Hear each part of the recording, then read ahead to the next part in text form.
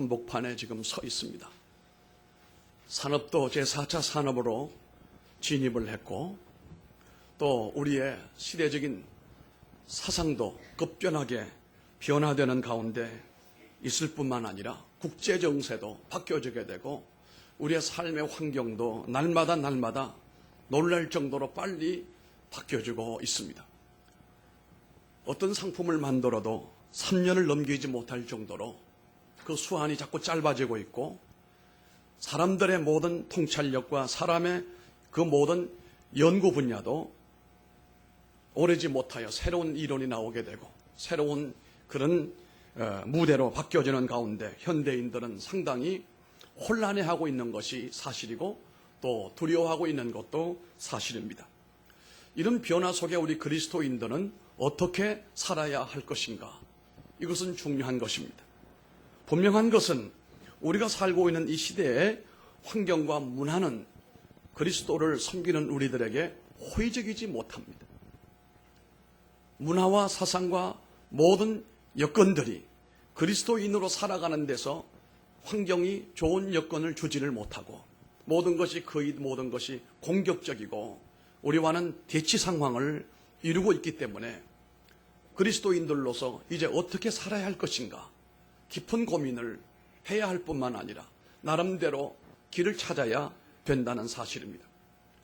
이렇게 변화하는 가운데 어떤 그리스도인들은 이런 변화 속에서 이 변화를 아주 못마땅한 것으로 여기고 자신이 가지고 있는 기존의 가치관 속에 자기가 그 안에 안주하면서 외부의 어떤 변화에도 전혀 변하지 않는 이런 존재로 살아가는 사람들이 있는 것도 사실이지만 어떤 그리스도인은 그 변화 가운데서 자신의 가치관을 잃어버리고 그저 변화의 물결에 정신없이 흘러내려가는 사람들도 있는 것입니다. 오늘 이 읽었던 본문의 말씀을 보게 되면은 이스라엘의 초대 왕이었던 사울 왕이 사무엘 선지자로부터 왕이 되는 그 기름 부으심의 한 과정, 왕으로 세우는 한 과정을 우리가 보게 됐습니다. 그런데 왕으로 처음 등장하는 이 사울의 모습은 너무도 신선하고 너무도 아름답습니다. 그리고 주의 축복이 넘치는 것이 우리 눈에도 확연히 보이고 있습니다. 그의 처음 출발은 그 누구도 따라올 수 없을 정도로 화려하고 또 성령 충만하고 하나님의 축복이 함께하는 출발이었음을 거부할 수가 없습니다. 그런데 이 사울은 이 이후에 그의 삶의 내용이 점점 흘러가면서 그 당시에도 많은 변화가 일어났습니다. 그런데 사울은 그 많은 변화들을 거의 다 거부해버리고 말합니다. 자신의 어떤 주장과 고집을 붙들고 이것을 일관적으로 밀고 나가는 가운데 나중에는 하나님 말씀도 듣지 않고 선지자들의 가르침도 듣지 않다가 비극적인 인생을 맞이하는 모습을 우리가 알고 있습니다. 이렇게 변화무쌍한 시대 가운데 우리가 우리의 정체성을 잃지 않는 것도 중요하지만 그 정체성을 가지고 이 시대를 어떻게 살아갈 것인가? 이런 얘기가 있습니다. 가을이 점점 깊어져 가는 가운데 그 들오리가 청동오리가 이제 계절을 따라 저 따뜻한 곳으로 이동을 하게 됐습니다. 며칠을 가다가 한 마을을 발견하게 됐는데 그 마을에는 지금 추수를 하기 위해서 애를 쓰고 이미 거두어놓은 곡식이 마당에 덜에 널려 있는 것을 보면서 이 청동오리떼가 그곳에 내려서 그동안 허기진 배를 채우고 그리고 오랫동안 날아오는 가운데 피곤을 풀게 됐습니다. 그리고 잠시 후에 이 청동오리떼들이 다시 이륙을 해서 날기 시작을 하는데 그중에 한 마리 숫 청동오리 한 마리는 야 이렇게 먹을 게 많이 있는데 내가 조금 더 먹고 그래 청동오리떼들이 간다 해도 내가 열심히 따라가면은 따라갈 것 같았습니다. 그 남아가지고 이것저것 맛있게 잘 먹었습니다. 하루가 지났습니다. 이틀이 지나갑니다. 그런데 거기가 너무 좋은 거예요. 아직은 거기는 춥지도 않았고. 그런데 일주일이 지나니까 비바람이 부는데 이 비바람은 그냥 비바람이 아니었어요. 추위를 몰고 오는 비바람이었어요. 이때 이 청동오리, 순놈 청동오리가 정신을 차리고, 야, 내 동료들이 어디까지 갔을까? 지금 날아서 열심히 따라가면 함께 합류할 수 있겠다. 정신을 가다듬고 날려고 하는데 문제는 날개에 힘이 없어져 버리고 말았어요. 그 날개는 그 살찐 이 청동오리를 날게 할 수 있을 정도의 힘이 없었어요. 날다가 떨어지고 날다가 떨어져 버리고 말았습니다. 결국은 이 청동오리는 함께 가지 못하고 그 겨울에 거기서 죽게 됐다는 그런 얘기입니다. 우리가 이렇게 변화무쌍한 세상 가운데서 어떻게 살아가야 될 것인가? 혹시 우리가 시작은 아름답게 훌륭하게 진행이 됐지만 이 변화의 환경 가운데서 우리는 과연 그 목적대로 계획대로 인생을 살아가고 있는지, 전진하고 있는지 우리가 한번 생각해 봐야 될 문제입니다. 우리의 영적 몸무게는 생각보다 빨리 불어나게 됩니다. 이 세상에서 우리가 함께 살다 보면 나도 모르는 사이에 우리들의 이 몸무게가 빨리 불어나게 된다는 겁니다. 그래서 늘 영적인 감각을 통해서 깨우치고 그 영적인 힘을 얻기 위하여 기도하고 주님 앞에 헌신하고 주님으로부터 오는 그 은혜를 덧입지 아니하게 되면 이전에 내가 감당하던 그 일들도 이제는 감당하기가 어려운 환경이 될 수도 있다는 겁니다. 우리들의 영적 몸무게는 상상보다 빨리 불어나고 있다는 겁니다. 그래서 늘 깨어 경성하며 기도하고 은혜로 하나님의 은총을 덧입지 아니하게 되면 앞에 나오는 청동오리처럼 우리 몸무게가 너무 비대하여 시대를 이기지 못하고 이 탕류에 함께 휩쓸려 갈 가능성이 크다는 것입니다. 그런데 우리가 늘 자기 영적 점검을 통하여 매 주일마다 하나님 앞에 다시 돌아오고 저 높은 곳을 향하여 우리가 날마다 올라갈 뿐만 아니라 이 그리스도께서 나를 속량하시고 나를 하나님의 자녀 삼으심에 대한 정체성을 올바르게 간직하고 하나님께서 인도하시는 대로 내가 이끌림을 받으며 교회의 가르침대로 양육을 받으며 하나님 주시는 은혜와 능력으로 공급을 받는 사람을 한마디로 말하면 새 사람이 되는 것입니다. 오늘 여기 분명히 사울 왕에게 사무엘에게 말했습니다. 당신은 새 사람이 된다. 6절 말씀을 보면은 내게는 여호와의 영이 크게 임하리니 너도 그들과 함께 예언을 하고 변하여 새 사람이 되리라 그랬습니다. 그리고 마지막 절 10절에 보면은 그들이 산에 이를 때에 선지자의 무리가 그를 영접하고 하나님의 영이 사울에게 크게 임하심으로 그가 그들 중에서 예언을 했다. 이렇게 말했습니다. 이 본문에서 사울이 새 사람이 되어 지금 하나님의 뜻을 성공적으로 감당할 수가 있었던 이유는 바로 하나님께서 사울 머리 위에 하나님의 성령을 부어주신 겁니다. 하나님의 기름을 그에게 부어주셨다 이 말입니다. 그랬더니 그 마음이 새로워졌다는 겁니다. 새로워진 마음은 하나님 앞에 헌신되고 새로운 마음은 하나님의 거룩한 역사를 감당하고자 하는 계획을 세우게 되어지게 되고 새로운 마음을 간직한 자는 하나님의 영광을 드러내는 하나님 중심의 마음인 것입니다. 우리도 어떻게 해야 새 사람이 되어 이 변화의 시대에 우리가 하나님 앞에 위대하게 쓰임받을 수 있으며 하나님의 관심 있는 사람이 되어 영적인 중요한 VIP가 될 수가 있을까? 첫째는 우리에게 여호와의 큰 신이 임하게 될 때 새 사람이 되는 줄로 믿습니다. 구약의 성령은 오순절 성령의 역사와 차이점이 있습니다. 오순절 역사가 왜 중요합니까? 오순절 역사는 하나님의 성령 시대가 돌입을 했다는 출발점입니다. 우리가 시대별로 하나님의 역사를 나눕니다. 이걸 잘못 나누게 되면 세대주의 이단에 빠지게 되는 것입니다. 그러나 분명한 것은 구약의 역사는 성부 하나님의 주도적인 역사로 진행이 됐습니다.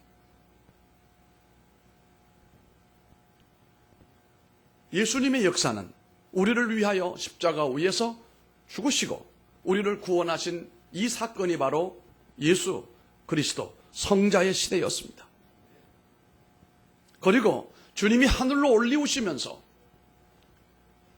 하나님의 능력을 입을 때까지 이 성을 떠나지 말고 기도하라고 하실 때 그들이 모여 기도할 때 드디어 그날이 맥추감사주일이었는데 오순절 날에 성령이 그들에게 불같이 임했습니다. 바람같이 임했습니다. 한 사람도 제외됨이 없이 성경은 그들의 머리 위에 임하였다고 그랬습니다. 이 펜타코스탈 오순절, 이 오순절로 인하여 드디어 성령 시대가 도래가 된 거예요. 성부와 성자의 역할이 없는 것이 아니고 그 역할이 여전히 있음에도 불구하고 대표적인 역사가 성령 시대가 도래가 됐다는 겁니다. 이 성령 시대가 도래됨으로 인하여 굳은 마음을 부드럽게 만들고 완악한 심령을 회개를 시키고 추한 심령을 정결케 만들어주고 그래서 그들이 하나님의 사람으로 변화가 되고 하나님을 위해 헌신하고 충성하게 만들어주는 놀라운 변화를 얘기합니다. 아니 급쟁이인 제자들, 미련하고 힘이 없는 제자들이 오순절 이후에 달라졌습니다. 그들은 드디어 사람들이 있는 곳을 찾아갑니다. 그들에게 외칩니다. 그들의 스피치, 그들의 말씀을 능가할 사람은 없었습니다. 왜냐하면 그들의 말씀에 성령이 역사했습니다. 그 성령이 역사하는 곳에는 기적이 일어났습니다. 많은 사람이 매임과 눌림에서부터 벗어나서 주님께로 돌아오는데 하루에 3,000명, 5,000명이 돌아올 정도니까 이것은 사람의 노력으로 되는 일이 아닙니다. 성령의 역사로 이루어진 결과였습니다. 그 이후부터 성령님은 이 땅에 떠나지 않고 계속 상주하시는 거예요. 언제까지?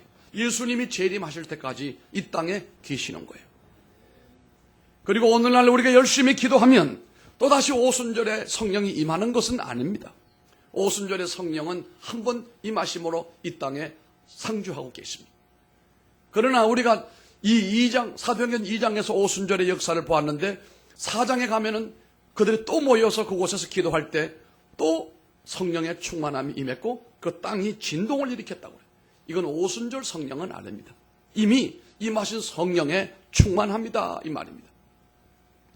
그 오순절 성령으로 인하여 사람이 달라지게 되고 교회는 힘을 얻게 되어지게 되고 그 여파가 전 세계로 복음이 증거되어 각 곳에 교회가 세워지게 되고 이제 주님의 재림을 바라보고 있는 가운데 있는데 이 주도적인 역사가 바로 성령의 역사였다는 겁니다.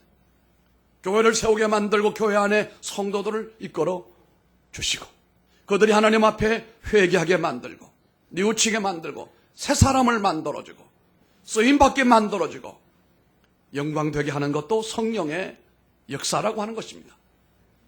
이것이 오늘날의 신약의 성령의 역사예요. 그러나 구약은 그렇지가 않았습니다. 구약에는 아직 성령이 이곳에 상주하지 않았고 그때는 개인에게 필요에 따라서 임하시고 또 두 번째는 임하신 성령이 그곳에 계속 계시지 않고 그 임무가 끝나게 되면 성령은 떠나가시는 하나님이었어요. 이 사울에게 오늘 하나님의 성령으로 임하여 주십니다. 사울에게 임하신 이 성령을 받았을 때 사울이 새 마음, 새 사람이 됐다고 하지 않습니까? 그래서 그가 그 마음에서부터 우러나오는 감동으로 살아가는데 여기 보면 선지자들과 함께 예언을 했다고 그랬습니다. 이 구약의 성령의 역사의 표현입니다. 선지자가 누굽니까? 선지자는 하나님의 강력한 감동을 받아서 미래 될 일을 미리 선지, 미리 알고 미리 보고 이것을 사람들에게 전달하는 사람이에요.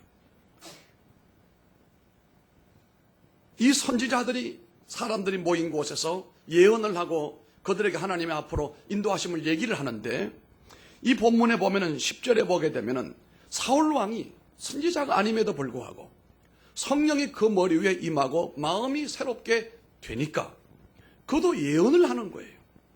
선지자들과 함께 예언을 하니까 그것을 본 주변 사람들이 아니 어떻게 사울이 선지자도 아니면서 저렇게 예언을 하고 성령이 충만하느냐? 사람들은 몰랐습니다. 그러나 사무엘과 당사자 사울은 잘 알았습니다. 하나님의 영이 성령이 임하심으로 인하여 내가 이렇게 예언을 하고 내가 하나님 앞에 쓰임받고 있구나라고 하는 것을 알았습니다. 그는 신령한 노래를 불렀습니다. 예언을 했습니다. 그런데 사울이 기억해야 되는 것은, 중요한 것은 이 하나님의 성령의 기름 부으심에 대한 초심을 잃지를 말았어야 되는 거예요. 자신에게 하나님께서 왕이 될 만한 자격도 없고 왕족도 아닌 자신에게 이스라엘의 초대 왕으로 세워줌에 대한 감동과 감격, 성령의 기름 부으심에 대한 그 은총을 잊지를 말았어야 되는 거예요. 그런데 이 사울은 앞에서 제가 말씀드린 대로 어떤 그리스도인은 자기 사상과 자기 생각과 자기 뜻을 절대화하여 변화에 대하여 전혀 반응하지 않고 고집으로만 살아가는 사람이 있는데 그 대표적인 사람이 사울 왕이었어요. 처음 출발은 너무도 대단했습니다. 그런데 시간이 지남에 따라서 계속 성령의 역사하심과 인도하심을 받지를 못하고 한마디로 말하여 초심을 잃어버리고 말았습니다. 이것이 불행이었습니다. 우리가 결혼 생활을 기름지게 싱싱하게 유지하는 방법 가운데 한 가지는 두 사람이, 부부가 늘 처음 만나서 연애하고 두 사람이 결혼을 하고 그때 가졌던 감정과 그때 나누었던 생각과 그때 가졌던 약속을 간직하는 것입니다. 두 사람이 만나서 교제할 때 결혼에 이어지기 전 단계, 그 두 사람에게 표현할 수 없는 기쁨과 황홀함의 감정이 우리가 도무지 떨어져서 살 수가 없다. 이런 인내의 한계점에 도달하게 될 때 우리 결혼합시다. 그래서 한 몸을 이루어 결혼을 생활하는데 이것을 평생토록 잊지를 말아야 돼요. 이 초심을 잃지 아니하면 나이가 60이 되고 80이 되어도 부부는 싱싱한 부부가 될 줄로 믿습니다. 아멘이 좀 약합니다. 우리가 직장 생활을 잘하는 비결도 한 가지가 있다면 처음 그 직장 들어가서 처음에 그 직장을 들어갈 때 젊었었겠지요. 이 직장에 대한 꿈과 희망과 미래의 무한한 가능성을 가지고 첫 번째 출근할 때 얼마나 가슴 설레겠습니까? 그때를 잃지 않는 것이 평생 샐러리맨으로서 높은 데까지 올라가는 사람들의 비결이더라 이 말입니다. 이 회사에 돈 받아서 내가 생활 유지함이 아니라 내 삶의 무대가 여기고 여기에 희망이 있고 여기에서 내가 인생을 행복하게 살아가겠다는 삶의 터전이라는 것을 평생 잊지를 말았어야 되는 것입니다. 이게 초심이라고 하는 겁니다. 무거운 질병을 지고 고생하는 이 환자들을 행복한 돌봄의 천사로 끝까지 봉사하는 비결이 뭐라고 생각을 할까요? 처음에 간호사가 되고 의사가 되고 처음에 우리가 잘 아는 나이팅게일 선서를 하고 종교를 떠나서 사상을 떠나서 가난한 자 고쳐주고 병든 자 고쳐준다고 선서를 하고 했을 때는 정말로 의료인이요 의사요 간호사였어요. 그런데 세월이 지나니까 어떤 의사는 나중에 보니까 사람 고치는 건 두 번째고 돈벌이 하는 데만 눈이 밝아가지고 재산 모으는 데만 충성을 다하는 의사도 있더라는 겁니다. 왜 그랬을까요? 처음에 흰 가운을 입고 머리에 캡을 쓸 때 나이팅게일 선서를 하던 초심을 잃지 않으면 그렇게 되지 않습니다. 성령 하나님은 우리 마음이 우리 스스로 내버려 두게 되면 우리가 돌 같은 마음이 굳어지게 된다는 겁니다. 우리 마음도 내버려 두게 되면 돌같이 굳은 단단한 마음이 될 수밖에 없지만 그런데 성령님은 오늘도 이 시간 우리에게로 오셔서 굳어진 마음을 감동을 통하여 주님께서 그 안에 은혜로 변화시켜 주시는 이런 은혜가 있다고 한다면 우리는 세월이 많이 지난다 할지라도 굳은 사람이 될 수가 없다는 겁니다. 사람들의 마음을 변화시켜 새롭게 만드시는 그 성령님의 역사가 있어야 평생 우리가 변함이 없는 모습으로 하나님을 섬길 수가 있다는 말입니다. 내가 새 사람이 되는 것은 나 스스로 마음을 고쳐먹는다고 되는 일이 아닙니다. 대단한 결심을 하는 것으로 되는 것 아닙니다. 내가 성령을 충만히 받고 성령의 인도하심을 따르고 그 성령님의 통제를 받을 때 우리가 가능한 것입니다. 새 사람이 되는 것이 도덕교육으로 되는 것도 아니고 정신수양으로 물론 되는 것이 아닙니다. 혀를 깨물고 작심한다고 되는 것도 아닙니다. 내가 성령을 충만히 받아야 됩니다. 그리고 늘 성령을 사모하며 성령의 은혜로 나를 하나님께서 기름을 붓듯이 내 굳은 심령을 부드럽게 만들어주시고 미련함을 지혜로움으로 바꾸어주시고 깨달음으로 하나님께서 인도하실 때에 그는 계속해서 위로부터 놀라운 은혜와 축복을 받을 뿐만 아니라 쓰임받는 사람이 되고 우리가 겉으로 볼 때 그 사람은 계속 성장하는 사람이 되는 줄로 믿습니다. 여러분은 성장이 멈춰져 있는 상태입니까? 아니면 불행하게도 퇴보하고 있는 가운데 있습니까? 아니면 나는 지금도 성장하고 있다라고 믿습니까? 6월이 지나고 7월이 되게 되면 7월이 되게 되면 성화의 계절로 접어들고 모든 산천초목이 급성장하는 가운데 있는데 우리 그리스도인들이 이 성령의 푸른 계절을 맞이하여 그 성령의 감동을 받고 은혜를 받아서 우리가 성장하는 축복의 계절이 되기를 주님 이름으로 축원합니다. 두 번째는 하나님이 새 마음을 주실 때 새 사람이 되는 것입니다. 성령을 부으실 뿐만 아니라 새 마음을 주셔야 되는 겁니다. 새 사람이라고 하는 것은 목욕탕에 금방 갔다 오는 사람을 의미하거나 새 옷을 사입은 사람을 새 사람이라고 말하지 않잖아요. 새 사람은 마음이 새롭게 된 사람, 성령의 능력으로 회개하여 더럽고 추한 마음을 쏟아내게 하시고 그 속에 하나님의 거룩한 은혜와 말씀과 성령으로 오염되지 않는 그 마음을 유지할 때에 새 사람입니다. 이때 비로소 새 사람이 됩니다. 더럽고 추한 것은 내 속에서부터 실정이 나고 멀리하고 싶고 반면 무엇인가 내 영혼 깊은 곳에 요구하는 새로운 욕구를 강하게 느끼면서 그 은혜 앞에 무릎을 꿇을 때에 하나님이 우리 마음을 늘 새롭게 해주시는 겁니다. 누구나 새 사람이 되면 새 일을 하게 됩니다. 왜 우리가 새 마음을 품고 새 사람이 되어야 됩니까? 하나님은 새 사람이 되는 목적이 하나님의 새로운 일을 위하여 사역을 위하여 그렇게 하시는 겁니다. 이렇게 새 사람이 되어있는 모습을 천사는 바라볼 때 흠모한다고 그랬어요. 천사도 흠모하겠네. 그리스도를 주로 영접한 사람에게 나타나는 행동 중에 대표적인 행동 가운데 변화 가운데 성령이 내 안에 역사하시고 내 마음이 달라지게 되면 술과 담배를 멀리해요. 악한 죄를 멀리하게 되어져요. 내가 이것을 세밀하게 생각을 하고 안 하고를 떠나서 내 몸 자체가 어두움과 죄악과 사악한 사단의 모든 것으로부터 피하게 만들어주시는 은혜가 있다는 사실입니다. 그래서 어떤 때는 나도 모르게 어떤 것은 거절합니다. 어떤 것은 따라하지 않습니다. 내 안에 성령께서 나를 그렇게 만드시는 거예요. 그런 얘기가 있습니다. 경부고속도로가 열리기 전에 금강을 지나서 이제 충청도로 해서 추풍령으로 넘어가는데 직행버스가 갑니다. 그런데 정거장에 어떤 아주머니 한 분이 보따리 하나를 들고 탔어요, 버스를. 그걸 가는데 타자마자 이분은 앉자마자 기도를 하는 거예요. 하나님, 물론 평안하게 해달라고 했겠지요. 기도를 마치고 난 다음에 차가 한참 가는데 운전사에게 나 좀 세워달라고 그랬어요. 그랬더니 그 안내양이 뭐라고 했냐, 이건 직행버스입니다. 떠난 지 얼마도 안 됐는데 못 씁니다. 그런데 이 아주머니가 그럼에도 불구하고 차를 세워달라 이거예요. 왜 그러냐니까 난 내리겠다는 거예요.